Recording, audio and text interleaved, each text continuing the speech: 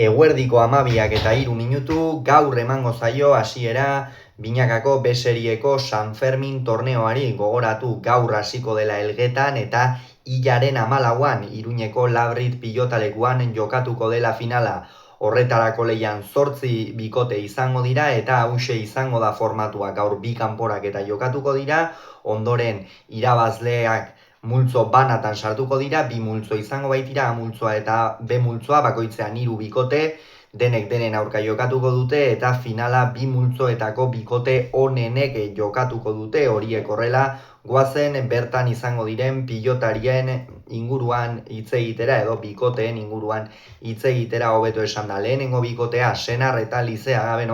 gogoak ditu Ekain Lizeaga berriro ere ikusteko, aurreko batean berragertu zen, baina partida etzen telebistaz emana izan.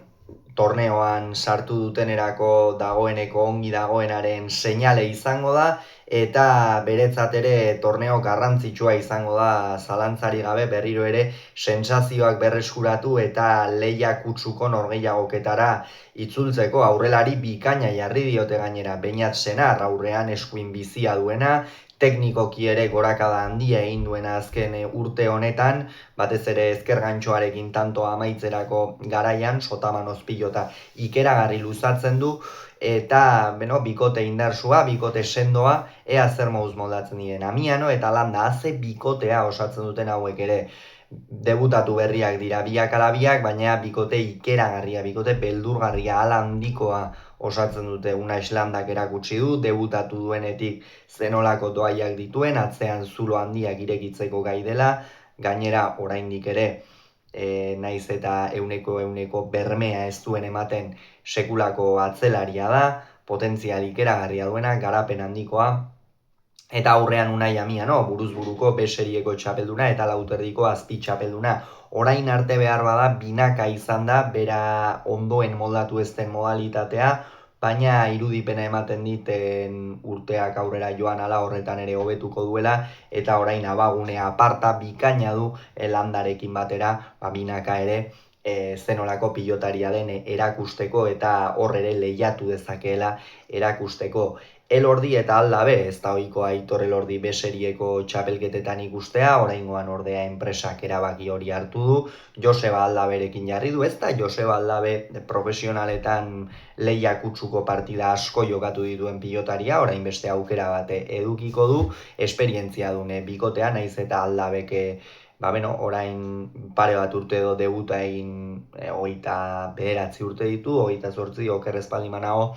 eta jada esperientzia eskarmentua duen bikotea da Elordik eta Aldabek osatzen dutena. Ea, ez da jotzaile Aldabe hor Elordik hainbat eta lagundu beharko dio boleaz eta pilotak mozten, eta ea zer moduz moldatzen den bikotea. Salaberria Bikuña, biak ala biak B serian esperientzia handiko pilotariak, hauek ere asko jokatutakoak, txapelketa askotan aritutakoak. Atzean Bikuñak zuloak irekitzen baditu, aurrean Salaberria pilotari gaiztoa da, abaguneak ongi baliatzen dituena, defentsa handikoa, ea zer moduz moldatzen den bikote hau ere. Apezaitxea bigarrena eta Erostarbe. Xabi Erostarbe ere aspaldian lehia kutsuko partida batean ikusi gabe gara, egia esan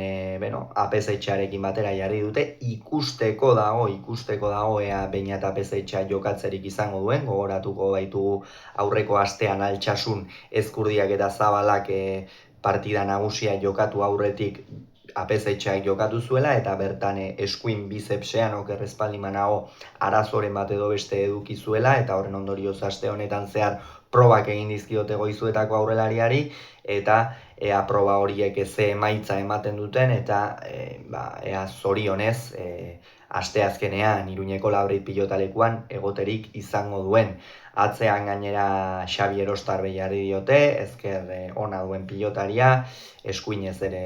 fin moldatzen dena, esperientzia handi duna, ea zer moduz moldatzen den bikote hau. Zabala eta Gaskue, uste dut azkenerako Zabalak ez duela jokatuko, ez dakigu nor sartuko ote duten, hor nik uste Alberdi bigarrena edo sartuko dutela, Zabalaren ordez izan ere, Darioren lesioaren ondorioz, Zabalak lehen mailan jokatuko du, eta horixe, Zabalaren ordez, nor sartzen duten, nik uste Alberdi bigarrena izango dela, baina hori ikusteko dago oraindik ere, Gaskuerekin, kontuan izanik Andoni Gaskue zenolako zuloak irekitzen dituen, Zabalarekin balitz bikote bikaina, gainera txapeldun izanak dira, biak ala biak, bikote bikaina osatuko zuketen, baina ez denez Zabala eta Gaskue bikotea izango, hori galdera ikur moduan geratuko da. Zubizar eta laugarrena eta Eskiroz, hauek bai, elkarrekin arituko dira hauek, eta Zubizar eta gainera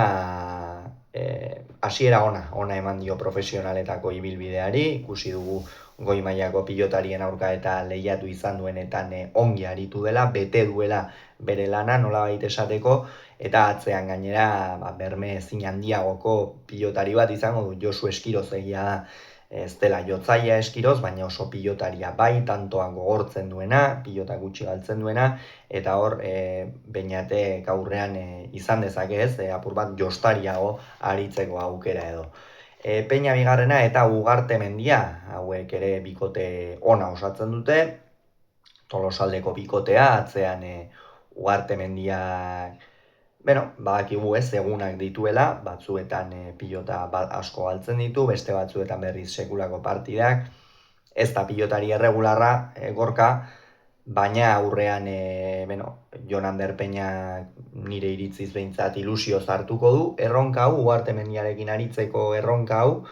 eta zer moduz moldatzen diren, badakigu Ugarte Mendiak atzean zuloak irekitzen baditu Peñak zenolako arriskua sortzen duen aurreko kuadro horietan, eta horri eutsi beharrean izango dira Tolosaldekoak. Eta hauexek, bikoteak beraz oraingoa zen pronostikoa egitera, bideoa amaitzeko, Senar Lizeaga,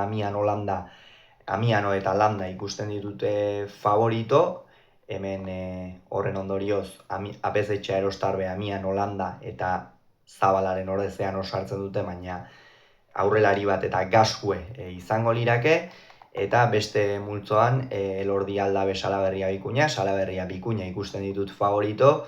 eta Zubizar eta Eskiroz, Salaberria Bikuña eta Peña Ugarte Mendia izango lirake. Beraz, A multzoan nor ikusten du favorito, iruditzen zait, Amianok eta Landak jokatuko dutela finala, eta B multzoan iruditzen zait, Peña eta Ugarte Mendia izango direla finala jokatuko dutenak, beraz baikokoen arteko finala izango genuke, Peña Ugarte Mendia Amiano Landa, eta hor Amiano eta Landa ikusten ditut favorito. Hauxe beraz